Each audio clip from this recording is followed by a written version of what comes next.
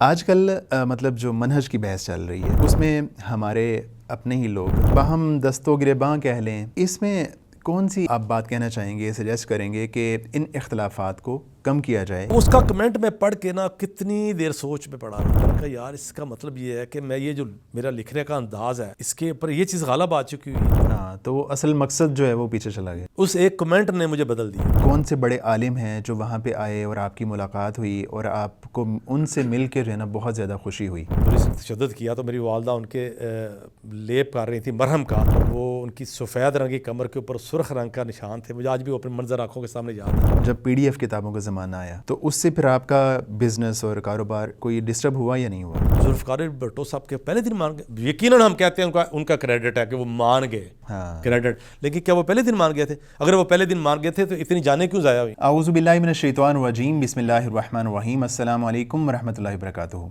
ناظرین کرام، آج محدث اسٹوڈیو میں ہم نے دعوت دی ہے مولانا ابو بکر قدوسی صاحب کو، جو کہ بہت اچھا لکھتے ہیں، بہت اچھا بولتے ہیں ماشاءاللہ، اور ایک بڑی فین فالوئنگ ہے ان کی، لوگ ان کی تحریروں کو بہت زیادہ پسند کرتے ہیں۔ اسلام کے اوپر جب مختلف اطراف سے حملے ہو رہے ہوتے ہیں تو وہ سبھی حملوں کا ماشاءاللہ بڑا زبردست جواب دے رہے ہوتے ہیں۔ اللہ تعالیٰ ان کی ان تمام کاوشوں کو قبول فرمائے، اور ہماری خوش قسمتی ہے کہ انہوں نے ہمارے لیے آج ٹائم نکالا ہے۔ مولانا بہت بہت شکریہ آپ کی آمد کا۔ بہت شکریہ آپ کا، اور اللہ تعالیٰ مجھے ریاکاری سے بچائے، آپ نے مجھے آمین آمین۔ ماشاءاللہ آپ بہت اچھا لکھتے ہیں، اللہ تعالیٰ اس کو شرف قبولیت سے نوازے۔ آج ہم نا اپنے ناظرین کو آپ کی زندگی سے متعلق نہ کچھ چیزیں بتانا چاہ رہے ہیں کہ وہ آپ کے بارے میں جانیں، آپ کی تحریروں کو تو بہت پڑھتے ہیں، آپ کے بارے میں جانیں، آپ کے ادارے کے بارے میں جانیں، آپ کے جو بیک گراؤنڈ ہے، بچپن ہے، لڑکپن ہے، اس سے متعلق جانیں۔ تو ہم بات شروع کرتے ہیں، معروف آپ کا ادارہ ہے مکتبہ قدوسیہ جو کہ آپ چلا رہے ہیں، اس سے پہلے جو آپ کے والد محترم مولانا عبدالخالق قدوسی شہید ہیں، انہوں نے غالباً اس کی بنیاد رکھی تھی۔ تو بتائیے گا کہ مکتبہ قدوسیہ کی شروعات کیسے ہوئی تھی؟ میرے والد مکرم کا تعلق شیخوپورہ کے نواحی گاؤں سے ہے۔ جب شیخوپورہ سے آپ گجرانوالہ روڈ پہ جاتے ہیں تو ابھی تو وہ تقریباً شہر کا حصہ ہی بن گیا، ٹھیک، اور موٹر وے کا جو پہلا انٹرچینج آتا ہے لاہور سے نکل کے، پہلا انٹرچینج وہی تھا، بعد میں درمیان میں اور انٹرچینج بن گئے، تو وہ پہلا انٹرچینج کوٹ رنجیت سنگھ کا تھا، شیخوپورہ کا جس کو کہتے ہیں۔ اچھا، وہاں پہ میرے والد صاحب کی رہائش تھی، وہیں پہ ان کی پیدائش تھی۔ میرے دادا ایک مزدور آدمی تھے، تو میرے والد 4 بھائی تھے۔ اچھا، والد مکرم تیسرے نمبر پہ تھے۔ اچھا، ان کے بڑے بھائی کا نام محمد یعقوب، دوسرے نمبر پہ محمد یوسف تھے، میرے والد عبدالخالق تھے، قدوسی تو بہت بعد میں بنے۔ اچھا، تو محمد صادق، یہ 4 بھائی تھے۔ اچھا، اب پڑھنے لکھنے کا کوئی رواج نہیں تھا خاندان میں، اچھا، اور جس طرح دیہات کی زندگی ہوتی ہے کہ گزار لی، بس گزار لی، چارہ کاٹ لیا، جانوروں کو چارہ کھلا دیا، مزدوری کر لی، بس اس طرح کی زندگی تھی۔ لیکن میرے والد کو پڑھنے کا شوق تھا۔ اچھا، میرے دادا نے جب دیکھا، اور میرے گاؤں میں ان کے کوئی ایک اہل حدیث بھی نہیں تھا، اچھا، کوئی پہلا اہل حدیث بھی وہاں پہ کوئی نہیں تھا۔ جب والد صاحب نے پڑھنا شروع کیا تو یعنی خود جو آپ کا خاندان تھا وہ بھی اہل حدیث نہیں تھا؟ بالکل کوئی اہل حدیث نہیں تھا، ایک ہی مسجد تھی، وہ ہمارے بریلوی حضرات کے پاس تھی مسجد، تو اہل حدیث کا کوئی تصور بھی نہیں تھا۔ میرے دادا جو تھے، البتہ میرے والد یہ بتایا کرتے ہیں کہ وہ شرک و بدعات سے دور تھے، ایک سلیم الفطرتی کی بنیاد کے اوپر۔ تو جب گجرانوالہ روڈ پہ تھوڑا سا آگے جائیں تو ایک ڈیرا آتا ہے یا گاؤں آتا ہے، دیر ڈوگرا، اچھا، اس میں مولانا عمر دین صاحب ایک رہتے تھے اچھا، رحمہ اللہ، وہ اہل حدیث تھے اور حافظ محمد گوندری رحمہ اللہ کے شاگرد تھے۔ اچھا، میرے دادا نے میرے والد کو طب کی تعلیم کے لیے، حکیم بنانے کے لیے ادھر بھیج دی۔ جب یعنی اسکول کی کوئی تعلیم نہیں؟ اسکول کی کوئی تعلیم نہیں تھی، اسکول تھا، اس میں مجھے یاد آیا 2-3 کلاسیں پڑھی تھیں انہوں نے، ابتدائی کلاسیں 2-4 پڑھی تھی۔ اچھا، وہاں پہ بھیج دیا ان کو، تو مولانا عمر دین رحمہ اللہ جو تھے، انہوں نے کہا کہ بھائی تم جو ہے نا یہ طب والے چکر میں نہ پڑھو، دینی تعلیم حاصل کرو، آپ کا میلان ادھر ہے۔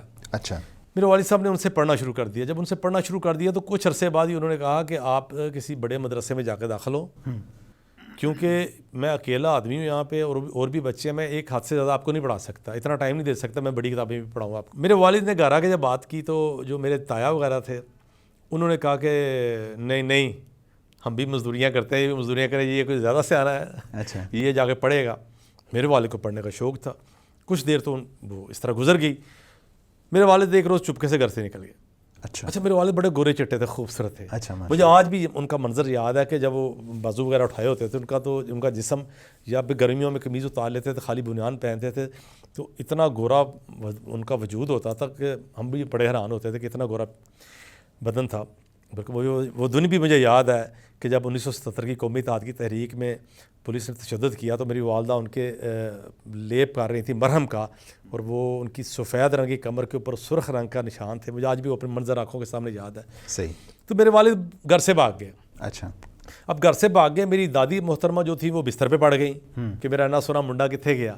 10-15 دن بعد انہوں نے کوئی خط لکھا جا کے وہاں سے, وہ خط ساگ بٹی صاحب نے ان کے حالات میں کتاب میں شامل بھی کیا ہے. اچھا. کہ میں نے اس میں بڑی پنجابی اردو مکس تھی کہ میں نے آپ کو یہ خط پا دیا ہے میں نے آپ کو یہ خط پا دیا تاکہ آپ پریشان نہ ہو. اتنا کو وہ لکھ سکتے تھے. ہاں اتنا لکھ سکتے تھے. تو وہ جو ہے نا انہوں نے خط لکھ دیا. اچھا. تو پھر میرے ایک تایا جو تھے وہ سائیکل پہ فیصل آباد گئے. وہ فیصل آباد چلے گئے میاں باقر صاحب کے مدرسے میں. اچھا. تو وہ بڑا احترام کرتے تھے میاں باقر رحمہ اللہ کا. میاں باقر کی وفات 1977 میں غالباً ہوئی ہے. اچھا. ہم نے جب بھی ان کا ذکر سنتے تھے ان کی زبان سے تو انتہائی احترام سے, جس طرح بندہ اپنے بڑے شفیق باپ کا ذکر کرتا ہے. تو پھر وہاں پہ جب انہوں نے دیکھا میرے دادا نے کہ یہ نہیں اب پڑھنے سے بعد آئے گا, انہوں نے اس کو پھر ان کو سپورٹ کیا, یوں سمجھ لیجیے. یہ تو والد صاحب نے وہ اس مدرسے کا انتخاب کیسے کیا, ان کو کیسے پتہ چلا؟ یقیناً ان کے جو استاد تھے مولانا عمر الدین, ان کا مشورہ شامل حال رہا ہوگا. صحیح. یہ بات ایسے علم میں نہیں ہے میرے کہ انہوں نے اس کا انتخاب کیوں کیا, لیکن پہلے وہ فیصل آباد چلے گئے. پھر جامعہ سلفیہ کا آغاز ہوا وہاں پہ. جامعہ سلفیہ کے انتہائی جو ابتدائی طالب علم تھے ان میں ان کا شمار تھا. پھر حافظ محمد گوندری رحمہ اللہ وہاں پہ گئے ہیں, ان سے انہوں نے حدیث پڑھی ہے. جب حافظ گوندری رحمہ اللہ سے انہوں نے بخاری پڑھ لیا تو حافظ صاحب جب گجرانوالے چلے گئے ہیں, میرے والد صاحب بھی فارغ ہو گئے. میرے والد کا وہاں مدینہ یونیورسٹی میں داخلہ ہو گیا ان دنوں میں. اچھا. داخلہ ہو گیا. لیکن مولانا اسماعیل سلفی رحمہ اللہ نے ان کو کہا کہ آپ میرے پاس آ جائیں, مجھے ضرورت ہے اپنے ایک اچھے طالب علم کی. میرے والد جو تھے مولانا اسماعیل سلفی رحمہ اللہ کے شاگرد بھی تھے, گجرانوالہ ان کے شاگرد بھی تھے. تو انہوں نے کہا بھی آپ میرے پاس آ جائیں. میرے والد نے مدینہ یونیورسٹی کا داخلہ چھوڑ دیا اپنے استاد کے احترام میں, اور وہ یہ کوئی اتنا آسان فیصلہ نہیں تھا. لیکن میں نے دیکھا میرے والد رحمہ اللہ جس طرح اپنے استادوں کا احترام کرتے تھے نا, مجھے لگتا ہے کہ ان کے لیے کوئی بڑا فیصلہ مشکل نہیں ثابت ہوا ہوگا. اچھا, جب بڑی آپ نے سوال مکتبہ قدسیہ کا کیا تھا, لیکن یہ پس منظر بتانا بڑا ضروری اس لیے تھا کہ اس میں کئی چیزیں آپ کو نظر آئیں گی کہ بڑی دلچسپ اور سبق آموز بھی ہیں. میرے والد گجرانوالے چلے گئے, جب 3 برس وہاں انہوں نے تدریس کی وہاں پہ. اب وہ جو میرے والد نے وہ تدریس کیا وہاں 3 برس گجرانوالہ میں, اس بیچ حافظ محمد گوندری رحمہ اللہ بھی گجرانوالے واپس آ گئے ہوئے تھے. تو میرے والد صاحب کہا کرتے تھے کہ جتنی کتابیں حافظ محمد گوندری رحمہ اللہ سے میں نے پڑھی ہیں کسی اور نے نہیں پڑھی. اس کا سبب یہ ہوگا کہ بخاری پڑھنے کے بعد پھر 3 سال میں ان سے الگ سے پڑھتا رہا. نہیں تو انہوں نے مطلب جو باقاعدہ درس نظامی تھا وہ نہیں پڑھا تھا, یعنی باقاعدہ درس نظامی کیا, وہ مکمل کام پہ کیا ادھر فیصل آباد جامعہ سلفیہ سے مکمل ہے. ہاں, جامعہ سلفیہ کے جو لسٹیں ہیں وہاں موجود ہیں, ان کا نام موجود ہے. اچھا, مکمل. اس کے بعد مزید اضافی کتابیں پڑھتے رہے نا. ٹھیک. جو نصاب سے ہٹ کے جو کتابیں تھیں وہ آپ سب سے انڈیویجلی پڑھتے رہے. اچھا, 3 برس جب گزر گئے تو 1965 میں میرے والد کی شادی ہوئی. ٹھیک. اب یہ مکتبہ قدسی کی طرف میں آ رہا ہوں. تو میرے والد کی جب شادی ہوئی تو مولانا اسماعیل سلفی کا بڑا گہرا تعلق تھا, بڑی محبت تھی, بڑا پیار تھا. تو مولانا اسماعیل سلفی صاحب کی شفقت دیکھیے کہ وہ گجرانوالے سے گاڑی لی انہوں نے. آج شاید اس بات کا تصور نہیں کیا جا سکتا کہ آپ کا کوئی شاگرد جو ہے اس کی شادی ہے تو استاد اس کے لیے اتنی محنت کرے. گجرانوالے سے انہوں نے گاڑی لی, بارات کے لیے میرے گاؤں گئے شیخو پورہ. وہاں سے دلہا کو ساتھ بٹھایا اور ساتھ لے کے آئے میرے والد کو مولانا اسماعیل سلفی. پھر نکاح پڑھایا خود. نکاح پڑھانے کے بعد دلہن کو بھی ساتھ لیا, رخصتی ہوئی. پھر مولانا اسماعیل سلفی صاحب شیخو پورہ چھوڑنے گئے ہیں. اچھا. اور میری والدہ کہا کرتی تھی, گرمی بہت زیادہ تھی, گرمی کا مہینہ تھا بہت, تو راستے میں انہوں نے گاڑی روکی ایک طرف اور میرے والد کو کہا کہ تو کوئی خیال ہی نہیں کرتا پیا, جاؤ تو بوتلاں لے کے آ, گرمی بڑی ہے, بچی نے بوتل پہ آ. تو پھر وہ اس کے یہ شفقت کا اندازہ دیکھیے ہمارے جو استاد ہیں. پھر ان کو گاؤں چھوڑا اور پھر وہ سلسلہ چل پڑا. تو کچھ مہینے بعد دیکھیں مولانا اسماعیل سلفی رحمہ اللہ کی شفقت, کچھ مہینے بعد انہوں نے کہا کہ دیکھو بات سنو, تمہاری بیوی گھر میں اکیلی ہوتی ہے, سسرال تمہارے لاہور میں ہے, تم گجرانوالے میں ہو, تو میں کہا کہ میرے والد کا جو گھر ہے وہ شیخو پورہ میں ہے, تو آپ کو آپ وہاں پہ چلے جاؤ لاہور میں. تو وہاں پہ جا کے آپ تدریس شروع کرو, اپنی بیوی کو اپنے ساتھ رکھو. وگرنہ دیکھیے آج کے دور میں ذمہ دار حضرات جو ہوتے ہیں وہ اچھا استاد کہاں چھوڑتے ہیں, چاہے جا کے خود کہہ جا رہے ہیں کہ یار تمہاری بیوی کا تم پہ زیادہ حق ہے, تم اپنی بیوی کے پاس رہو. میرے والد کو انہوں نے جب یہ کہا تو میرے والد لاہور چلے آئے اور انہوں نے چینے والی مسجد میں مدرسے میں تدریس شروع کی. پھر وہاں تدریس کے ساتھ ہی انہوں نے اپنے ذوق کے سبب کتابوں کا کام شروع کیا, اور وہ پہلے مکتب اپنا مسجد میں رکھ کے کتابیں بیچتے تھے. اس کے بعد انہوں نے کشمیری بازار میں باقاعدہ ایک دکان کرائے پہ لے کے مکتبہ قدوسیہ کا نام سے آغاز کیا, اور اس سے پہلے ایک اندرون لاہور میں ایک موری دروازہ تھا, وہاں پہ بھی انہوں نے ایک کمرہ لیا تھا, وہاں پہ کتابیں رکھ کے شروع کیا سلسلہ. پھر باقاعدہ جب دکان بنائی تو کچھ عرصے بعد انہوں نے تدریس چھوڑ دی. اس کے بعد مکتبہ قدوسیہ وہ اردو بازار اٹھائے, اور پھر بعد میں یہ جہاں پہ اس وقت مکتبہ قدوسیہ یہ پوری مارکیٹ ماشاءاللہ انہوں نے بنائی تھی, اور اب فرنٹ کے اوپر اپنی دکان انہوں نے اپنے لیے رکھی تھی. تو یہ پھر اس مکتبہ قدوسیہ یوں سمجھی کہہ سکتے ہیں آپ 1965 1965-66 کے درمیان یہ قائم ہو چکا ہوا تھا پراپر, اور اس کو اب 50-60 سال ہو گیا. یعنی اس کے بعد انہوں نے اپنے نام کے ساتھ قدوسی لگایا تھا. قدوسی کی دلچسپ بات ہے کہ جب وہ پڑھتے تھے ادھر جوگ دادو تو مولانا یعقوب تھے. مولانا یعقوب ان کے استاد تھے. یہ مولانا یعقوب رحمہ اللہ جو ان کے استاد تھے, ان کی بیٹی نے مجھے واقعہ سنایا جب وہ تعزیت کے لیے ہمارے گھر آئی ہیں, اور والد صاحب سے ہم نے پہلے سنا ہوا تھا کہ میرے والد جب بالکل جوان تھے تو خواتین وغیرہ کو بھی دیکھ کے گھونگھٹ کر لیا کرتے تھے, رومال سر پہ, یعنی کہ کہتے انتہائی باحیا تھے. اچھا ماشاءاللہ. اور سر پہ ہر وقت ان کے رومال رہتا تھا اور نظریں جھکائے رکھتے تھے. تو ان کے استاد نے ان کو کہا یار تو بالکل قدوسی ہیں, تو فرشتوں جیسا ہے. تو انہوں نے ان کو قدوسی کہنا شروع کیا اس صفت کے سبب. اچھا. وگرنہ قدوسی ہماری کوئی فیملی نیم نہیں تھا, تو یہ والد کو استاد نے نام دیا تھا, اس سے پھر ہم بھی قدوسی بن گئے. اچھا یہ بتائیں کہ پھر آپ کے والد محترم کا علامہ صاحب کے ساتھ بڑا گہرا تعلق رہا, تو وہ رشتہ داری میں کیسے بدلا, یا پہلے سے رشتہ دار تھے؟ نہیں, رشتہ داری تو بعد میں ہماری قائم ہوئی. سب سے پہلے میرے چھوٹے بھائی کی رشتہ داری ہوئی, پھر میری ہوئی. اچھا. تو میرے جو چھوٹے بھائی ہیں ان کی شادی ادھر ہوئی حافظ محمد گوندری رحمہ اللہ کی نواسی کے ساتھ, جو علامہ صاحب کی ظاہر سے علامہ صاحب کی شادی ادھر ہوئی ہے. جو محسن علی ظہیر ہیں وہ میرے چھوٹے بھائی کے ہمزلف ہیں. تو اس کے بعد پھر میرا رشتہ بھی ہوا. تو یہ سلسلہ ہمارا رشتہ داری کا. لیکن آپ کو میں بتاؤں ایک بڑی دلچسپ بات بتانے لگا ہوں, میرے عقیقے میں بھی علامہ صاحب موجود. اچھا, یعنی فیملی ٹرم موجود تھے. میں یہ بتانے لگا ہوں 1968 میں میری پیدائش ہوئی ہے جون میں. تو میرے والد صاحب ڈائری لکھتے تھے. تو 23 جون کو میری پیدائش ہے, تو ان کی ڈائری جو میں نے بھی کئی دفعہ پڑھی ہے, اس میں انہوں نے لکھا 23 جون کو آج میرے گھر اللہ تعالیٰ نے مجھے بیٹا دیا. اور 30 جون کو انہوں نے جو ڈائری لکھی اس میں انہوں نے یہ لکھا ہے کہ آج بیٹے کا عقیقہ ہوا, ابو بکر اس کا نام رکھا. اچھا. اور عقیقے میں مولانا حنیف ندوی, مولانا عطا اللہ حنیف, حافظ احسان علی ظہیر, تب وہ حافظ کہلاتے تھے, حافظ احسان علی ظہیر, اور ایک دو اس طرح بڑی شخصیات. یعنی کہ میرے عقیقے میں مولانا عطا اللہ حنیف رحمہ اللہ بھی موجود تھے 7ویں دن, اور مولانا حنیف ندوی رحمہ اللہ موجود تھے, اور علامہ صاحب بھی موجود تھے. یہ تب کا تعلق ہے, بڑا گہرا تعلق ہے. یعنی 23 جون اور سن کون سا تھا, بتانا چاہیں گے یا چھپانا چاہیں گے؟ نہیں, میں چھپانا نہیں چاہوں گا, بتانا چاہوں گا. میں نے تو اس کو اعلانیہ کہتا ہوں کہ 23 جون 1968, میری 56 سال عمر ہو گئی الحمدللہ. اچھا ماشاء اللہ. ایسے لگتا نہیں ہے نا, بالکل نہیں لگتا. جذبے جوان ہے اصل میں, اس کے جذبے جوان ہوتے ہیں نا, اس کے اثرات جذبے جوان ہیں بھی اور رکھتے بھی ہیں آپ ماشاءاللہ, دوسروں کے بھی رکھتے ہیں ماشاءاللہ. اچھا یہ بتائیں کہ آپ کی کافی ساری کتابیں, اپنی کتابیں جو ہے وہ آپ لکھ چکے ہیں, یہ بتائیں کہ آپ کی سب سے فیورٹ اپنی کتاب کون سی ہے؟ دیکھیے میں آپ کو بتاتا ہوں, دو ہیں. میرے والد مکرم نے جو مکتبہ قدوسیہ شروع کیا تھا عربی کتابوں کا, اچھا, اور ان کی حادثہ تھا 23 مارچ 1987 تک مکتبہ قدوسیہ میں سوائے عربی کتاب کے آپ کو کچھ نظر نہیں آتا تھا. اچھا, یعنی کہ میری یادداشت میں بھی کوئی نہیں ہے کہ اردو کتاب برائے فروخت پڑھی ہو. یعنی عربی کتابیں یہاں سے چھپتی تھی پاکستان؟ نہیں, بیروت سے چھپاتے. آخر دنوں میں انہوں نے پبلشنگ بھی شروع, بیروت سے امپورٹ کرتے تھے, امپورٹڈ بکس ہوتی تھی. اور ان کا چونکہ ذوق تھا, ان کے بارے میں یہ بات دوستوں کو پتہ تھی کہ مکتبے پہ جب بیٹھے ہوتے ہیں ان کے پاس دو ہی کام ہوتے تھے, یا اگر دوست احباب بیٹھے ہیں تو ایک مجلس چل رہی ہے, اور ان کی مجلس بھی گپ شپ کی ہوتی تھی, علمی مجلس ہوتی تھی, یا پھر یہ ہے کہ وہ کتابیں پڑھ رہے ہوتے تھے. اور ان کا یہ ابھی بھی جو ان کے دوست ابھی حیات ہیں وہ بتاتے ہیں کہ ہم آتے تھے وہ یوں کتاب بیٹھ کے پڑھ رہے ہوتے تھے. اور مولانا ارشاد القصری رحمہ اللہ نے یہ بات کہی, یہ بیمار ہوئے 1985 میں, تو مولانا ارشاد القصری اور مولانا جاوید اشرف صاحب یہ تیمارداری کے لیے آئے ہیں.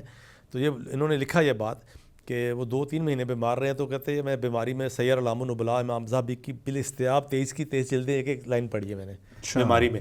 ان کا مطالعے کا ذوق تھا, ساری رات پڑھتے رہتے تھے. یہ اسی ذوق کے سبب تو انہوں نے یہ کام شروع کیا. میں جب اس کاروبار میں آیا, جب 23 مارچ کو حادثہ ہوا, میں اس وقت اسلامیہ کالج سول لائنز میں پڑھتا تھا, ٹھیک ہے, گریجویشن کر رہا تھا, BA کر رہا تھا. تو اور آپ بہن بھائیوں میں سب سے بڑے ہیں؟ میرے سے ایک سسٹر بڑی ہیں، ایک بہن میرے سے بڑی ہیں، دوسرے نمبر پہ میں تھا. اب 4 بھائی ہیں، ابو بکر، عمر، عثمان اور علی. اچھا، ابو الحسن علی. ماشاء اللہ ماشاء اللہ. تو 4 بھائی ہیں ہم، تو 2 بہنیں ہم. صحیح. تو میں کالج میں پڑھتا تھا. جب میں کالج میں پڑھتا تھا، جب حادثہ ہو گیا تو مجھے دکان کے اوپر آ کے بیٹھنا پڑ گیا. تو تقریباً 2 سال 3 برس میں نے عربی کتابوں کا ہی کام کیا. الحمدللہ میں عربی کتابیں ہی بیچتا تھا. لیکن یعنی وہ بیروت سے منگواتے تھے؟ بیروت کی کتابیں ہوتی تھیں، امپورٹڈ کتابیں ہوتی تھی. کچھ اور لوگ امپورٹر تھے، میں نے خود بھی ہم نے امپورٹ کی ہیں کتابیں. اچھا. تو وہ عربی کتابیں ہم بیچتے تھے. لیکن یہ ہے کہ مارکیٹ کو محسوس کیا کہ اب بزنس، یا یوں جانیے کہ ہم زیادہ جوش میں تھے کہ یار اور کیا جائے اور کیا جائے. تو میں نے پھر اردو کتابوں کی پبلشنگ شروع کی. پہلی کتاب میں نے چھاپی تھی تحفۃ العروس. اچھا. پہلی اردو کتاب میں نے چھاپی تھی تحفۃ العروس. اس کے بعد میں نے چھاپی معاشرے کی بہت بیماریوں ان کا علاج. اس کے بعد الحمدللہ تحفۃ العروس جو تھی یہ پھر مترجم تھی، ترجمہ یہ مترجم کتاب تھی. تو اس کے بعد تو الحمدللہ سینکڑوں کتابیں چھاپی، بڑی بڑی کتابیں. مولانا داؤد رازی کی بخاری سب سے پہلے میں نے چھاپی تھی. یہ میں نے ایک دفعہ ایک لائبریری میں پڑھے نسخے دیکھے تھے، 30 پاروں میں، الگ الگ پاروں کی شکل دی تھی مولانا داؤد رازی نے. تو 30 جلدیں تھیں اس کی، چھوٹی چھوٹی. تو مجھے بڑی اچھی لگی. تو میں نے ایک دوست کو کہا کہ یار یہ آپ چھاپ لیں. وہ 4 سال 5 سال وہ لے کے بیٹھے رہے، انہوں نے نہیں چھاپی. پھر میں نے کہا میں نے آپ کو 4-5 سال کہا تھا، آپ نے نہیں شائع کیا، میں یہ شائع کر رہا ہوں. پھر سب سے پہلے اس کے اوپر کام کیا، بڑی محنت کی میں نے اس کے اوپر. پہلی دفعہ یہ شائع کیا اس شکل میں. تو اس کے بعد پھر کئی دوستوں نے اس کو نقل کیا، کاپی کیا، چھاپا. اس تفسیر ابن کثیر کی تخریج سب سے پہلا نسخہ اردو میں ہم نے چھاپا. صحیح. اس طرح کئی کتابیں ایسی ہیں جو ہم نے سب سے پہلے شائع کی. اسحاق بھٹی صاحب کا اللہ تعالیٰ ان کو جنت میں اعلیٰ مقام دے، وہ بھی بڑا دلچسپ واقعہ ہے کہ ایک روز میں بیٹھا ہوا تھا اپنی دکان میں. تو اشرف جوید صاحب آئے، جامع سلفیہ والے. انہوں نے مجھے کہا یار آپ کے والد صاحب کا بڑا ذوق تھا تاریخ اہل حدیث کا، تو آپ اس سلسلے کو آگے بڑھائیں. میں نے کہا جی ہم اس طرح تو مدرسوں وغیرہ میں نہیں پڑھے ہوتے، اسکول کالجوں کے پڑھے ہوئے ہیں، نہ ہمارا اتنا بلند ذوق ہے، نہ ہمارے اندر یہ اہلیت ہے کہ ہم کام کر سکیں، تو ہم کیسے یہ کر سکتے ہیں. انہوں نے کہا آپ ایسا کریں، آپ خود نہیں کر سکتے، آپ کام کروا تو سکتے ہیں ایز اے پبلشر. میں نے کہا ہاں یہ ہم کام کروا سکتے ہیں. وہ انہوں نے مجھے کہا کہ اسحاق بھٹی صاحب جو ہے نا وہ بڑا عمدہ ذوق کے مالک ہیں، تو ان کے پاس چلتے ہیں. انہوں نے شخصیات کے اوپر کام کیا. وہ قدوسی صاحب والا خاکہ تو نہیں ہے، لیکن یہ بھی ایک بڑا حصہ تاریخ کا شخصیات کی صورت میں آ جائے گا. میں اس وقت عمر ایسی تھی، بالی عمریہ، کہ کچھ کرنا چاہیے یار. میں نے کہا جی ابھی چلے. میں نے گاڑی نکالی، ان کو ساتھ بٹھایا، چل پڑے. بھٹی صاحب کے گھر چلے گئے. بھٹی صاحب کو جا کے کہا، بھٹی صاحب کی ان دنوں وہ ادارہ ثقافت اسلامیہ کے ملازم تھے، ریسرچ اسکالر کے طور پہ وہاں پہ کام کرتے تھے. تو وہاں پہ جو نئے چیئرمین آئے تھے رشید جلندری صاحب، ان کے ساتھ ان کی نہیں بنی. اور وہ ناراضگی یا نیم ناراضگی کی بات کہہ لیں، وہ چل رہی تھی. وہ گھر میں بیٹھے ہوئے تھے اور ان کا ارادہ نہیں تھا واپس جانے کا. ہم نے بھٹی صاحب کو کہا کہ بھٹی صاحب یہ جو آپ نے لکھا ہوا نا شخصیات کے اوپر، یہ آپ ہمیں دے دیں. انہوں نے کہا نہیں بھی میں نے تو نہیں دوں گا. میں نے تو وہ یعنی بھی چھپا نہیں تھا. اچھا. تو انہوں نے کہا بھی میں نہیں دوں گا، اس لیے کہ میں نے تو ان کی ملازمت میں یہ لکھا ہوا ہے. میں نے ان کو کہا دیکھیں بات سنیں، اگر ان کو کوئی دلچسپی ہے موسٹ ویلکم. ان کے لیے یہ ردی ہے. ان کو اہل حدیث بزرگوں سے، اہل حدیث شخصیات سے کیا دلچسپی ہوگی. تو یہ میں کوئی آدھ گھنٹہ بھٹی صاحب کو قائل کرتا رہا. تو پھر بھٹی صاحب کو سمجھ آئی یہ بات کہ یہ اس طرح ہی صحیح ہے. تو انہوں نے وہ مسودہ دے دیا. اچھا. پھر وہ نقوش عظمت رفتہ کتاب چھپی. پہلی کتاب نقوش عظمت رفتہ. جب وہ کتاب چھپی تو اس کا بڑا شور ہوا اور بڑی مقبولیت اللہ نے اس کو دی. اس کے بعد بزم رجمندہ چھپی. تو اس کے بعد پھر ان کی سلسلہ چلنا شروع ہوا. پھر عارف جب محمدی صاحب نے ان کے مطلب یہ ہے کہ ایک بڑا اچھا فیصلہ کیا کہ انہوں نے کہا کہ آپ ہماری جماعت کے لیے، جمعیت احیاء التراث کے حوالے سے، کہ آپ کو ہم مطلب یہ ہے کہ ہم ماہانہ آپ کی خدمت کیا کریں گے، تو آپ اس کو پراپر طریقے سے شخصیات کے اوپر کریں. پھر اس کو شائع میں کرتا تھا، مکتبہ قدوسیہ شائع کرتا تھا. انہوں نے یہ سارا کام کروایا. تو بھٹی صاحب کہا کرتے تھے اس بات کا، سچی بات یہ ہے کہ میرا خیر کوئی احسان تو نہیں ہے اس کے اوپر، لیکن وہ یہ بات کہا کرتے تھے ان کو کہ تم لوگ مجھے کھینچ کے لائے ہو اس. بلکہ ایک دن لطیف بڑا ان کا مزاج، ہمارا بڑا ان کے ساتھ کھلا مذاق تھا. ایک دن مجھے کہتے کہ یار میری بیوی آج کہہ رہی سی کہ منڈیاں انہوں نے چھڑی. خیر کہ جدت میں یہ بات کہنا نہیں چاہ رہا. کہتے جدت تو میرا نہ لگے ہے، تینوں بڑی دنیا جاننے لگ پئی ہے. لیکن اس میں میرا کوئی کمال نہیں تھا، اللہ مجھے معاف فرمائے اگر یہ مطلب میں اس میں ایک لمحے کے لیے بھی سمجھتا تھا نہیں. وہ بہت بڑی شخصیت تھے. ہم نے اس میں صرف اتنا یہ کیا کہ ہم نے ان کی کتابیں لوگوں کے سامنے رکھ دیں. اور اس میں پھر ہم سے زیادہ بڑا رول عارف جید محمدی صاحب کا ہے کہ جنہوں نے اس کے، کیونکہ میں شاید اتنا نہ کر سکتا. ان کی زیادہ تر کتابیں شاید آپ کے مکتبے نہیں شائع کی ہیں. زیادہ تر کتابیں مکتبہ قدوسی کا زیر اہتمام ہی شائع. صحیح ہے. اچھا یہیں سے ایک سوال میرے مائنڈ میں یہ آ رہا تھا کہ بہت دفعہ ایسا ہوتا ہے کہ جو آنر ہے مکتبے کے، ان کا اور مصنفین کی آپس میں نا تھوڑا سا معاملہ گڑبڑ رہتا ہے. معاملات خراب سم ٹائم ہو جاتے ہیں. تو آپ کے معاملات کیسے رہے مصنفین کے ساتھ اور خاص طور پہ اسحاق بھٹی صاحب کے ساتھ؟ دیکھیں رائلٹی میں ہوتا خرابی ہوتی ہے رائلٹی میں. ہاں. اور میں کسی کا نام لینا تو خیر بہت بڑی بات ہے, میں کسی کا اشارہ بھی نہیں کرتا. رائلٹی میں یہ خرابی ہو جاتی ہے کہ بعض اوقات جو ہمارے اس فیلڈ کے لوگ ہیں نا, مصنف کو اس کا حق نہیں دیتے. ٹھیک ہے. لیکن اسلامی کتابوں میں ایسا بہت کم ہوتا ہے, اور کم از کم جو ہمارے دائرہ کر کے جتنے لوگوں کو میں جانتا ہوں الحمدللہ بہت, اس میں کوئی ایسا بندہ میرے علم میں نہیں ہے کہ جس نے کبھی یہ حرکت کی ہو. یقیناً اسلامی کتابوں کے تعلق سے خوف خدا کی کیفیت زیادہ ہوتی ہے. تو لیکن ہم نے کبھی رائلٹی پہ ہم کام نہیں کرتے تھے. آپ نے ایک خالص کاروباری بات پوچھ لی ہے. ہم جو ہوتے تھے, جو حق خدمت ہوتا تھا وہ ہم دے دیا کرتے تھے الحمدللہ. بھٹی صاحب ہم سے خوش کیے, اللہ کا شکر ہے. صحیح ہے. لیکن یہ کہ میں نے آپ کو بتایا, میں نے عرض کیا نا کہ بھٹی صاحب کی کتابیں جو جتنی چھپی ہیں نا, اس میں ایز اے ناشر میرا ان کے ساتھ کوئی معاملہ رہا ہی نہیں تھا. وہ جمعیت احیاء و تراست کے زیر اہتمام سارا کام ہو گیا تھا, میں اس میں صرف ناشر تھا. ٹھیک ہے. تو آپ کی اپنی کتابیں کتنی اب تک پبلش ہو چکی ہیں؟ میری ذاتی تو صرف 2 کتابیں شائع ہوئی. آپ کی ایک میرا وہ تیرا نقش قدم دیکھتے ہیں, اور دوسری ابھی جو ابھی میں نے سفر نامہ لکھا. البتہ یہ ہے کہ میرا کافی مسودے ایسے ہیں جو چھپ سکتے ہیں. مثلاً جو مضامین دفاع حدیث میں میرے لکھے گئے ہیں وہ الحمدللہ کمپوز ہوئے پڑے ہیں, بس نظر ثانی کے مرحلے سے گزر رہے ہیں. وہ 2 جلدوں میں کتاب آئے گی انشاءاللہ تعالی. اچھا ماشاءاللہ. اس طرح الحاد کے حوالے سے کچھ مضامین ہیں وہ بھی جمع ہوئے پڑے ہیں. اسی طرح سیرت النبی کا ایک میرا کام ہے وہ بھی کافی جمع ہوا پڑا ہے. تو وہ انشاءاللہ تعالی امید ہے کہ اگر زندگی رہی تو چھپ جائیں گی کچھ کتابیں. صحیح ہے. اچھا, اسی تناظر میں یہ بتائیے گا کہ مطلب جب PDF کتابوں کا زمانہ آیا تو اس سے پھر آپ کا بزنس اور کاروبار کوئی ڈسٹرب ہوا یا نہیں ہوا؟ میں اس بات کے اوپر اتنا زیادہ بلیو نہیں کرتا. جب یہ آج سے 3 سال پہلے ہمارے اردو بازار کی میٹنگ ہوئی تھی تو PDF کے حوالے سے مجھے بھی انہوں نے بلایا کہ جی PDF کی وجہ سے کاروبار بڑے نیچے چلے گئے. تو میرا وہاں پہ نقطہ نظر تھا کہ دیکھیے پہلے نمبر پہ PDF نہیں رکھوں گا, میں تیسرے نمبر پہ PDF رکھوں گا. میں سمجھتا ہوں پہلے نمبر پہ لوگوں کا جو وقت ہے وہ زیادہ مصروفیت بن گئی ہے. موبائل, سوشل میڈیا, یہ لوگوں کا وقت کھا گیا ہے. اور سچی بات یہ ہے ہم بھی اسی کا حصہ ہیں. اور اہل علم بھی ہر وقت موبائل ہاتھ میں رکھا ہوتا ہے, واٹس ایپ چل رہے ہوتے ہیں, فیس بک چل رہی ہوتی ہے. کتاب کی طرف توجہ کم ہو گئی ہے. تو میں نے کہا کہ اب آپ کے لیے ٹاسک یہ نہیں ہے کہ آپ لوگوں کو PDF بند کروائیں. کتنے بند کروائیں گے؟ ممکن نہیں ہے. آپ یہ کریں کہ آپ قاری کو اپنی طرف متوجہ کریں, کہ قاری کو اپنی اتنی کوئی اچھی اٹریکشن دیں کہ قاری پلٹ آئے آپ کی طرف. یہ میری رائے تھی. صحیح. اور وہ رائے ان کو تسلیم بھی دوستوں نے کیا. اور میں یہ ذاتی طور پہ سمجھتا ہوں کہ کتابوں پہ ایک دم آیا تھا زوال جو آیا تھا, وہ صورتحال واپس آ رہی ہے الحمدللہ. کتاب دوبارہ زندہ ہو رہی ہے الحمدللہ. گیپ آیا تھا, اس پہ کوئی شبہ نہیں ہے, گیپ آیا تھا. کاروبار ایک دم ڈاؤن بھی ہوئے تھے. کتاب ابھی بھی ہے خرابی, لیکن یہ اچھی کتاب جگہ بناتی ہے. میرا یہ سفر نامہ آیا, مہینے میں آدھے سے زیادہ ایڈیشن نکل گیا ہوا ہے. اور مجھے جتنا لوگوں دوستوں نے جو میری فیلڈ کے میرے متعلقہ لوگ جو ہیں انہوں نے کہا تھا اتنا شائع کریں, میں نے اس کو ڈبل شائع کیا. اس کتنا آپ نے شائع کیا؟ میں نے تقریباً 1000 کے قریب شائع کیا تھا. آج کل کتابوں کا وہ آیا 300 400, ڈیجیٹل پرنٹنگ آ گئی ہے 25, اس کے بڑی کوئی چھلانگ مارے گا 500 چھاپے گا. یعنی اب مجھے نظر آ رہا ہے دوسرا ایڈیشن میرا آئے گا الحمدللہ. 13 نقش قدم کے میرے 7 ایڈیشن آ چکے ہیں. اچھا. اور پہلا ایڈیشن میں نے 1100 چھاپا تھا, دوسرا ایڈیشن میں نے 1200 چھاپا تھا, تیسرا ایڈیشن پھر میں نے 1100 چھاپا تھا, اور ابھی بھی جو آخری ایڈیشن چھاپا میرا 800-900 چھپا ہے.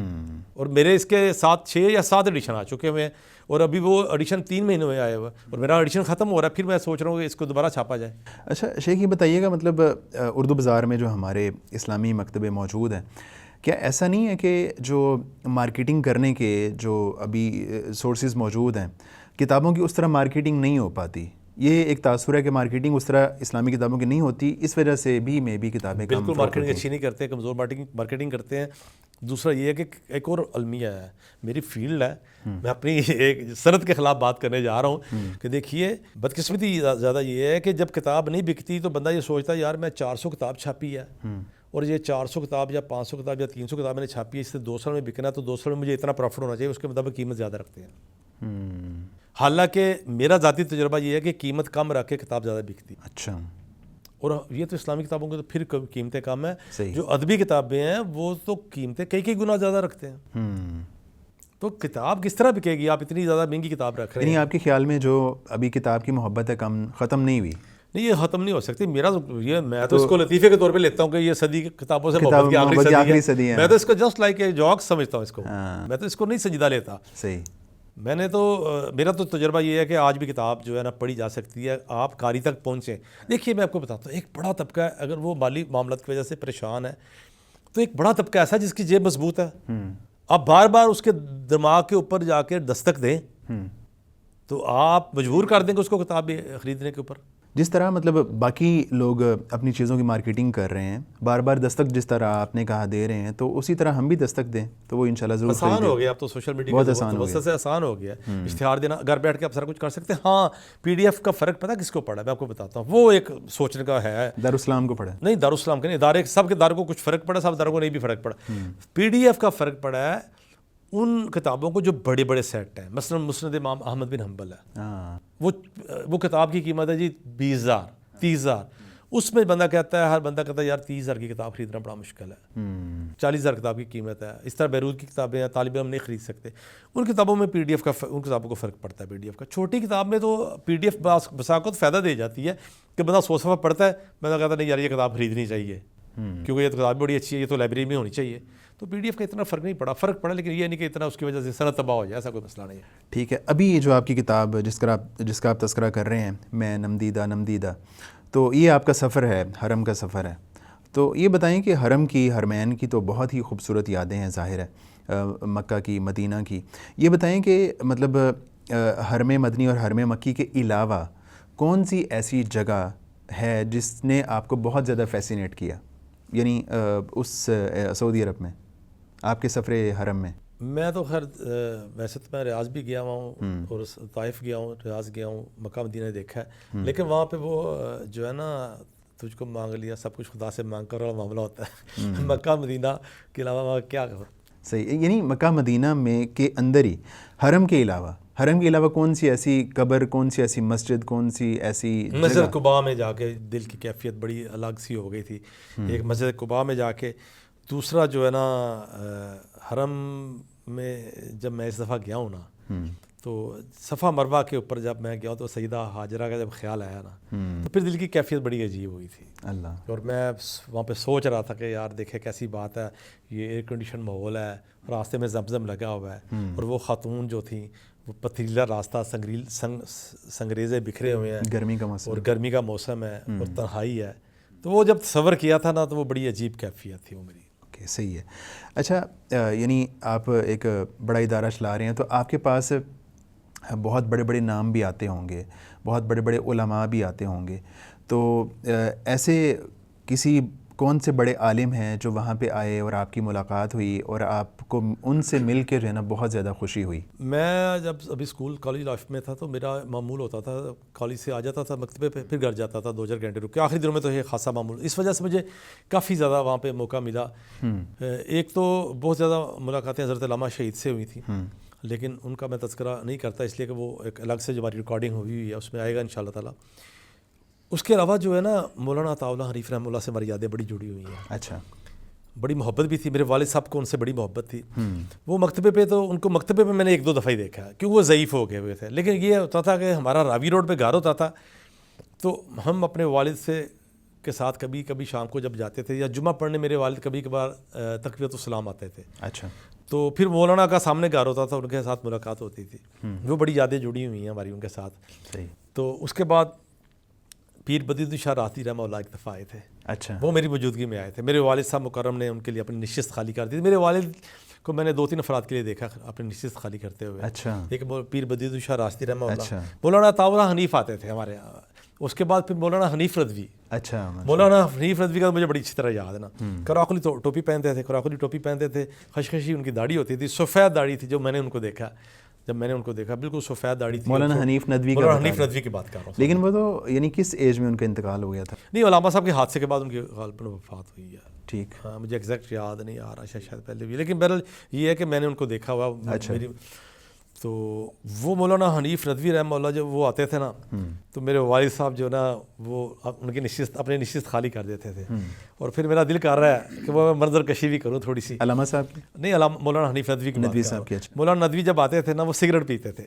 اچھا, ہم مجھے ممکن ہے بعض دوست کہیں کہ یہ ان کا تذکرہ کیوں یہ کر رہے ہیں, بعض دوستوں کا مزاج ہوتا ہے, لیکن میں سمجھتا ہوں یہ کچھ یادیں ہوتی ہیں. اچھا, تو وہ جناب یوں رکھ کے یوں جب اس کا گل پھینکتے تھے تو سب کچھ گل و گلزار ہو جاتا تھا. تو مولانا حنیف ندوی رحمہ اللہ ہمارے پاس آتے ہوتے, اور بھی کافی شخصیات تھیں جن کا آنا جانا وہاں ہوتا تھا. علامہ سعدی رحمہ اللہ کے لیے میرے والد نشست خالی کر دیتے تھے. ان 3 شخصیات کے لیے, ان 3 شخصیات کے لیے میں نے دیکھا کہ وہ اپنی نشست خالی کر دیتے, ان کو اپنی جگہ پہ بٹھاتے تھے. تو آپ نے بتایا کہ یعنی ظاہر ہے کہ کم عمری میں مطلب آپ کو وہاں بیٹھنا پڑا مکتبے میں, تو آپ کی پھر جو تعلیمی سلسلہ تھا وہ آگے جاری رہا؟ سچی بات یہ کہ تعلیمی سلسلہ میرا اس کے بعد منقطع ہو گیا. والد صاحب کے ساتھ پاس میں نے کچھ تھوڑا بہت پڑھا تھا, تو اسکول کالج میں پڑھا تھا, کچھ ابتدائی عربی کتابیں والد صاحب سے میں نے پڑھی تھی. تو اس کے بعد تعلیمی سلسلہ میرا منقطع ہو گیا. اس میں میرا خیال میرا ذاتی تساؤل زیادہ تھا. وہ مطالعہ وغیرہ ضرور چلتا رہتا ہے, لائبریری میری اچھی ہے الحمدللہ, تو مطالعہ چلتا رہتا ہے, لیکن باقاعدہ وہ جس کو کہنا چاہیے تعلیمی سلسلہ میرا اس کے بعد. ٹھیک ہے. اچھا, سوشل میڈیا پہ آپ ماشاءاللہ بہت زیادہ لکھتے ہیں, رہنمائی کرتے رہتے ہیں نوجوانوں کی. آج کل مطلب جو منہج کی بحث چل رہی ہے اس میں ہمارے اپنے ہی لوگ وہ مطلب باہم دست و گریباں کہہ لیں ایک, اگر ہم کہنا چاہیں تو اس میں کون سی آپ بات کہنا چاہیں گے, سجیسٹ کریں گے کہ ان اختلافات کو کم کیا جائے, کیسے کم کیا جائے, کیا کام ہو بھی سکتے ہیں نہیں ہو سکتے, دونوں کو آپس میں بٹھایا جائے, یا اس کا سلوشن کیا ہے؟ دیکھیے ابھی بڑا نازک سا معاملہ ہے. بدقسمتی سے جذبات غالب ہیں, اور جذبات اس قدر غالب ہیں کہ ہوش گم ہوئی پڑی ہے. صرف بندہ اتنا اہتمام کر لے نا کہ بندے نے جو لکھا ہو اس کو اس دن نشر نہ کرے, اگلے روز نشر کرے. صرف میں آپ کو بتاتا ہوں, پچھلے دنوں حافظ حنین قدوسی جو میرے بھتیجے ہیں انہوں نے مضمون مجھے لکھ کے بھیجا. کافی دوستوں نے اس کو پڑھا, نصوص کی ہیبت اور عظمت. مجھے انہوں نے مضمون لکھ کے بھیجا کہ یہ میں نے لکھا ہے.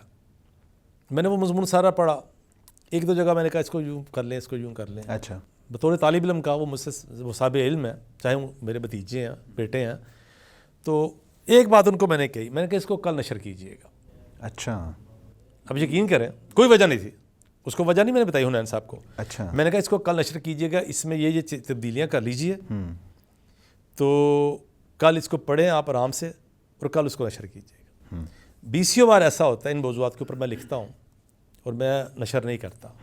میں اگلے دن پڑھتا ہوں, دوبارہ پڑھتا ہوں, دوبارہ پڑھتا ہوں, جو حساس موضوعات ہوتے ہیں.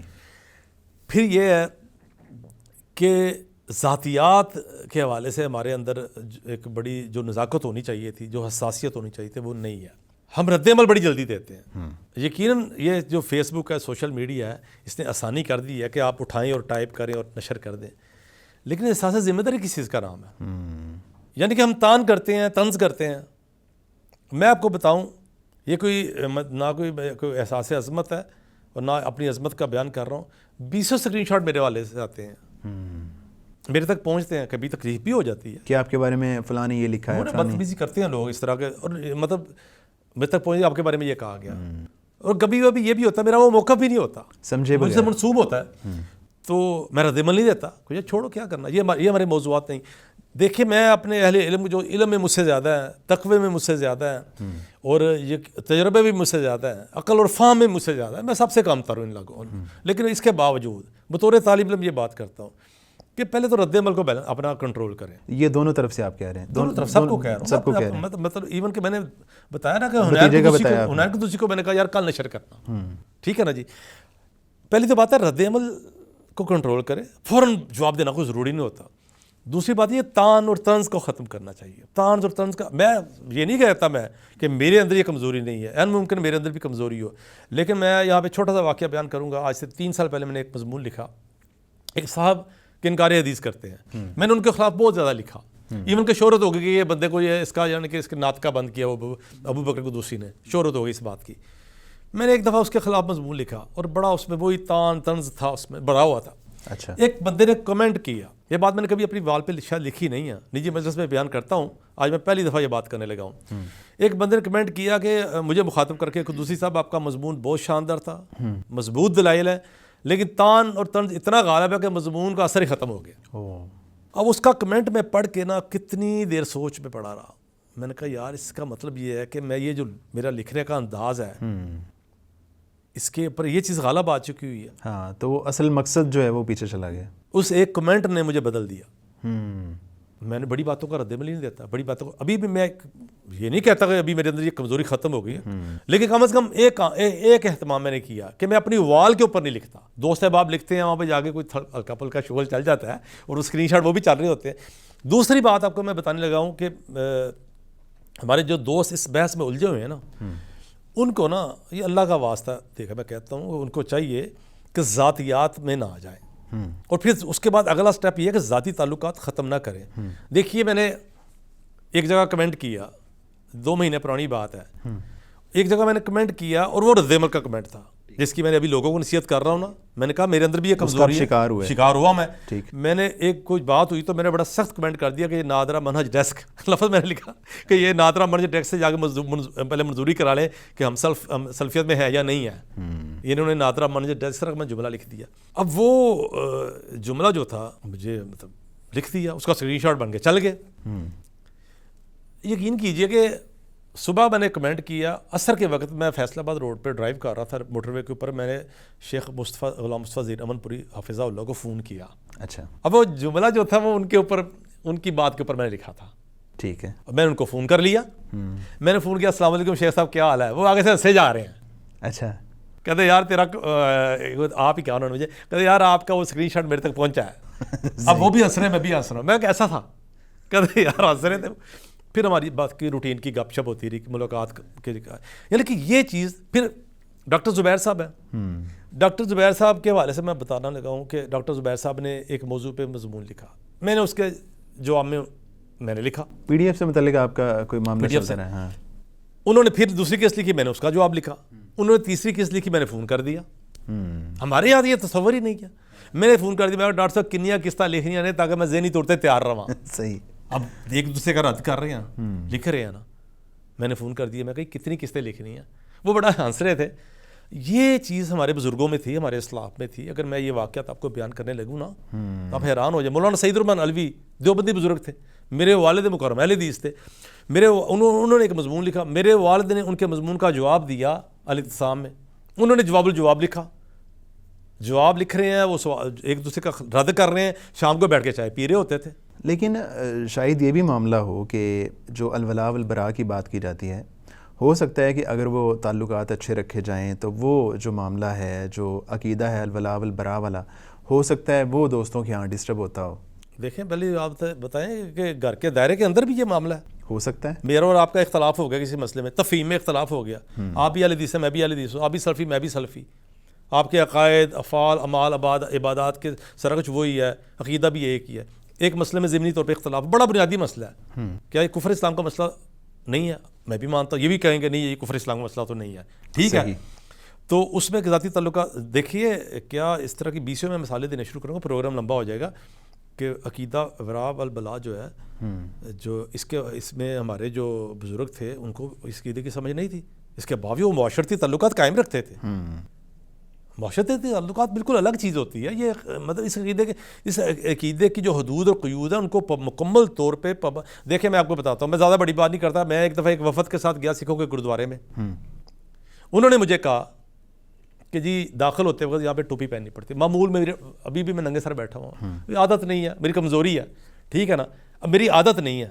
مجھے انہوں نے کہا کہ جی یہ یہاں پہ سر آپ کو ڈھانپنا پڑے گا. صحیح ہے. میں اپنے دوستوں کو آپ چلے جائیں, میں نہیں چاہوں گا.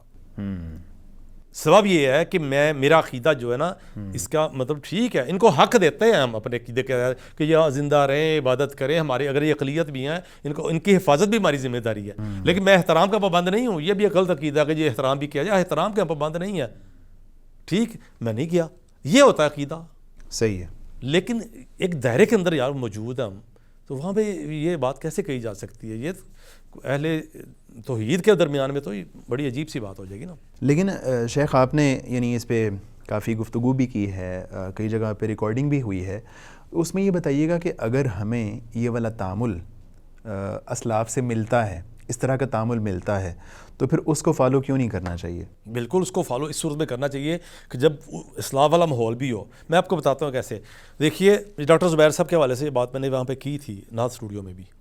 ٹھیک ہے, معاملہ یہ ہے کہ ملک کا قانون مکمل قرآن و سنت پہ مبنی ہو, قرآن و سنت کا معاشرہ ہو. اور اس معاشرے میں یعنی کہ یوں سمجھے جس طرح خالص دودھ ہے, کسی کو اجازت نہیں دی جائے گی کہ اس میں ایک قطرہ گندگی کا ڈال دے, کسی کو اجازت نہیں دی جائے گی, اور جو ڈالے گا اس کا ہاتھ پکڑا جائے گا, اس کو روکا جائے گا, اور جو جرم کے طور پہ ڈالے گا اس کا ہاتھ توڑا جائے گا.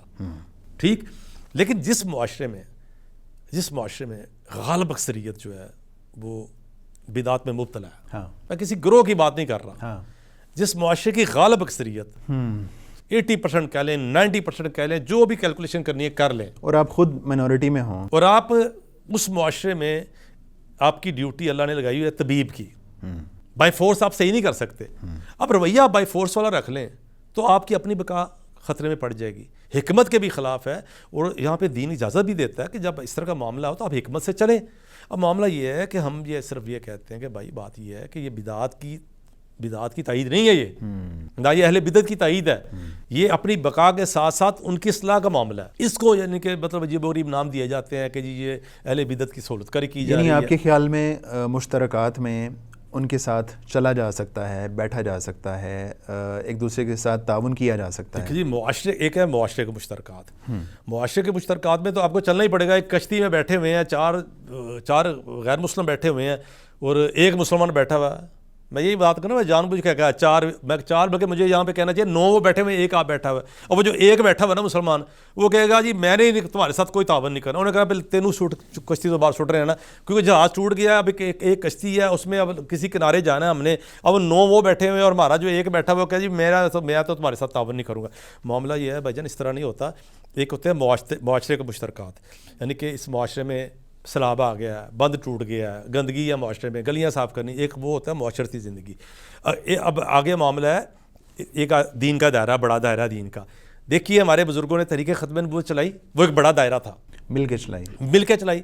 اب اگر یہاں پہ یہ بات کہی جاتی ہے کہ جی دینی امور میں بھی, دین کے کام میں اہل بدعت کے ساتھ مل کے کام نہیں کیا جا سکتا, تو مجھے بتائیے ہم کہاں کھڑے ہیں اس وقت؟ عالمی حالات کے اوپر نظر کیجئے تو جو موجودہ قادیانیت ہے, اگر آج کے دور میں, اس موجودہ دور میں اگر کوئی ان کو کافر قرار دینے کی قرارداد پیش کرتا ہے اسمبلی میں, پاس ہونا تو بڑی دور کی بات ہے, قانون بننا تو بڑی دور کی بات ہے, اس کی پیش نہیں کی جا سکے گی اس دور میں. اب دیکھیے وہ تحریک چلی اور اس کے لیے سینکڑوں لوگوں نے قربانیاں دی, یہاں پہ یہ لوگوں کو تو پتہ ہی نہیں نا, وہ ایک وقت آیا گزر گیا. ہمارا بچپن تھا, بلکہ بچپن کے ہمارے ہوش بھی نہیں تھی. میں 4-5 سال کا تھا, 6 سال کا تھا. یعنی وہ آسان کام نہیں تھا, بہت بڑا ٹارگٹ تھا, بہت بڑا. دیکھیں یہاں پہ میں رک کے بات کروں گا. ذوالفقار بھٹو صاحب کے پہلے دن مان گئے, یقیناً ہم کہتے ہیں ان کا کریڈٹ ہے کہ وہ مان گئے, کریڈٹ. لیکن کیا وہ پہلے دن مان گئے تھے؟ اگر وہ پہلے دن مان گئے تھے تو اتنی جانیں کیوں ضائع ہوئی, اتنی جانیں کیوں قربان ہوئی, سینکڑوں گھروں کے چولہے کیوں بجھے, سہاگنیں بیوہ کیوں ہوئی, کتنی ماؤں کی گودیں کیوں جڑ گئیں؟ اس کا مطلب یہ ہے کہ اس کے لیے سینکڑوں لوگوں نے قربانیاں دی. ہمارے علماء نے جیلیں کاٹی, 53 میں جیلیں کاٹی, 74-73 میں جیلیں کاٹی. اس کے بعد جا کے بڑی مشکل وہ حکومت مانی. یقیناً ہم پھر بھی کہیں گے ان کا کریڈٹ, ہم وہ ایک الگ موضوع, ہم نہیں اس کو ڈسکریڈٹ نہیں کریں گے. لیکن کیا آج کے حالات میں ممکن ہے؟ آپ بھی کہہ رہے ہیں کہ ممکن نہیں ہے. اس وقت تو اسلام کے جو ابتدائی موٹے موٹے قوانین کی بقا کا مسئلہ, یا ٹرانسجینڈر کا مسئلہ کیا تھا, اتنا گھٹیا قانون تھا, منظور ہو گیا, کچھ نہیں کر سکے مذہبی طاقتیں. تو ایسے ماحول میں اگر آپ کہیں گے کہ ہم نے مل کے نہیں چلنا, کسی صورت میں اس معاملے کا حصہ نہیں بننا, تو آپ کہاں کھڑے ہو جائیں گے؟ اور آپ دوسرے لفظوں میں آپ ساری جدوجہد کی نفی کر دیں گے اپنے بزرگوں کی. اور جو اتنا بڑا قانون ہے جس نے قادیانیوں کا, مرزائیوں کا ناطقہ بند کر کے رکھ دیا, اور آج بھی وہ جس قانون کو بدلنے کی پوری کوشش کرتے رہتے ہیں, اگر آپ کہیں کہ نہیں وہ مطلب ساتھ مل کے نہیں چلنا چاہیے تھا, تو پھر یہ ایسا معاملہ ہوتا ہی نا. میں بھی ڈاکٹر صاحب ہمارے دوست بڑے سادہ ہیں, ان کو پتہ نہیں اس قانون نے کتنی بڑی تبدیلی لے کے آئے. یہ سمجھتے ہیں صرف پاکستان میں یہ قانون بنا. دیکھیں 1973 تک جب یہ قانون نہیں بنا تھا نا, اس سے پہلے قادیانیت ایک مسلمان فرقے کے طور پر دنیا میں جانی جاتی تھی. پاکستان میں بنا صرف پاکستان میں قانون, لیکن اس کے اثرات پورے عالم اسلام میں آئے ہیں, تعارف پوری دنیا میں ہوا. پورے عالم اسلام میں اس قانون کے سبب اس قادیانیت کو مکمل طور پہ کفر قرار دے دیا گیا, کو کافر سمجھا جاتا ہے. ہو سکتا ہے دنیا کے اگر 56 ملک ہیں نا اسلامی, مجھے یقین ہے 56 میں سے 50-52 ملک ایسے ہوں گے جس کے قانون میں یہ چیز لکھی نہیں ہوگی, باقاعدہ بائی لا یہ لکھا نہیں ہوگا, لیکن سب کے ہاں یہ انڈرسٹوڈ معاملہ ہے. جس طرح نبی صلی اللہ علیہ وسلم آخری نبی ہیں, جس طرح کلمہ توحید ایک کلمہ ہے, اس طرح یہ بھی ایک قادیانی کافر ہے. یہ اس قانون کے تحت ہوا. آج ہمارے دوست کہہ دیتے ہیں مل کے کام ہی نہیں کیا جا سکتا, ورنہ اس سے پہلے میں بھی ان کو ایک فرقہ ہی سمجھا جاتا ہوگا. بالکل, اس سے پہلے غیر مسلموں کے ہاں تو بالکل مسلمان تھے نا وہ. ہاں, اب تو غیر مسلم بھی ان کو تب سپورٹ کرتے ہیں جب ان کے مفادات ہوتے ہیں. ان کو بھی پتہ ہوتا ہے یہ مسلمان کوئی نہیں ہے. صحیح. پتہ سب کو ہوتا ہے. تو یہ تو بہت بڑا کام ہوا ہے, اس لیے اس کی یہ میں ایک مثال دی ہے, ورنہ اس کے علاوہ اور بھی مثالیں موجود ہیں. طریقے خلافت پیچھے چلے جائیں, طریقے ترک موالات میں پیچھے چلے جائیں, اس میں تو ہندوؤں کے ساتھ بھی ہماری جو جتنی ہماری مسلمان قیادت تھی انہوں نے تعاون کیا. اس کے بعد طریقے جمعیت علماء ہند, جس کے ہمارے دوست جو کہتے ہیں جی اس میں جی ہمارا بھی خون شامل ہے تزئین گلستان میں, جمعیت علماء ہند کے بارے میں ہمارے بزرگ وہ کہتے ہیں کہ جی اب وہ ٹھیک بلا شبہ اس میں اب اس وقت دیوبندیوں کے کنٹرول میں وہاں پہ, لیکن جمعیت علماء ہند کا جو پہلی تجویز تھی والے حدیثوں کی طرف سے پیش کی گئی, مولانا ثناء اللہ امرتسری کا اس میں کلیدی رول ہے, بنیادی رول ہے. یہ سارے یہ کوئی ایک معاملہ تو نہیں ہے نا, اس سے پیچھے مزید ندوۃ العلماء کے قیام میں چلے جائیں, کس بات کی بات کریں گے آپ؟ یہ بڑے ایک بیک جنبش قلم یہ کہہ دیں کہ جی ان کے ساتھ مل کے کام نہیں کیا جا سکتا, پھر ہمارے بزرگ کہاں کھڑے ہیں؟ تو شیخ منہج سے متعلق بھی کافی گفتگو ہو گئی, بس آخر میں یہ بتائیے گا کہ آپ ماشاءاللہ بڑا اچھا لکھتے ہیں, تو جو نئے لکھنے والے ہیں یا جو لکھ رہے ہیں ان کو اچھا لکھنے کے لیے آپ کیا بات سجیسٹ کریں گے, کیا تجویز کرنا چاہیں گے؟ میں کہا کرتا ہوں اچھا پڑھنا شروع کر دیں, اچھا لکھنا شروع کر دیں. اچھا پڑھنا شروع کر اچھا پڑھنا, دیکھیے میں آپ کو بتاتا ہوں, جو ہمارے مدارس کے طالب علم ہیں ان کو میں تجویز کیا کرتا ہوں وہ مولانا اسماعیل سلفی رحمہ اللہ کو پڑھیں. 3 فائدے ہوں گے. اچھا, ایک فائدہ نہیں ہوگا, 3 فائدے ہوں گے. ایک تو خوبصورت زبان, زبردست اردو زبان آئے گی. دوسرا یہ علم حاصل ہوگا. تیسرا مخالف کا رد کس طرح کرنا ہے, کہ اس کی توہین, خاص طور پہ آج کل کے جو دوست لڑ رہے ہیں نا, ان کو چاہیے مولانا اسماعیل سلفی رحمہ اللہ کا لٹریچر پڑھیں. اس میں وہ بسا اوقات ایسا جملہ ہوتا ہے کہ میں سمجھتا ہوں جس کے اوپر جملہ کسا گیا وہ بھی انجوائے کرتا ہوگا. اتنا خوبصورت وہ لکھتے تھے, طنز بھی کرتے تھے, بڑا خوبصورت لطیف طنز کرتے تھے, اور بسا اوقات اس میں سختی بھی آ جاتی تھی, یہ نہیں ہے. لیکن ایک ہوتی ہے توہین اور تذلیل, یار یہ بڑی بدقسمتی کی بات ہم آپس میں کر رہے ہیں, یہ لوگ آپس میں یہ سلسلہ جاری ہو چکا ہوا ہے. تو شیخ آپ کی آمد کا بہت بہت شکریہ. ناظرین انشاءاللہ بہت ہی استفادہ کریں گے آپ سے. تو اللہ تعالیٰ آپ کو جزائے خیر دے, آپ کے کاموں میں برکت دے, اور آپ کی خدمات کو اپنی بارگاہ میں قبول کرے. بہت شکریہ. ناظرین یہ تھا آج کا پروگرام. انشاءاللہ ہم قدوسی صاحب کو آگے بھی زحمت دیتے رہیں گے, اور دوبارہ پھر آپ کی انشاءاللہ ملاقات کروائیں گے. اجازت دیجیے, اللہ حافظ.